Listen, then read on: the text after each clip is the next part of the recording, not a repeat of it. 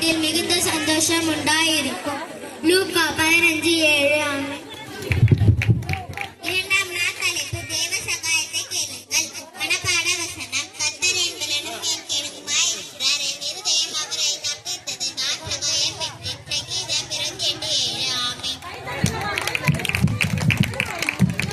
மூன்றாம் நாள் தலைப்பு இயேசுவின் நாமத்தில் கேளுங்கள்.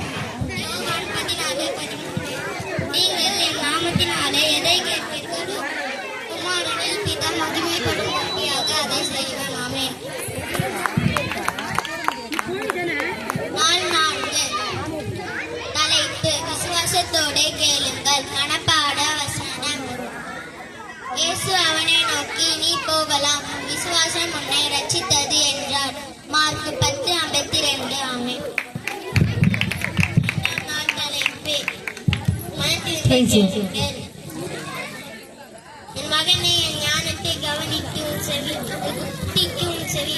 ஆமென். ஆறாம் நாள் தலைப்பு தேவ ஆசீர்வாதத்தை கேளுங்கள். மனப்பாட வசனம். அதற்கு அவன், நீ என்னை விட்டு ஆசீர்வாதத்தை ஒழிய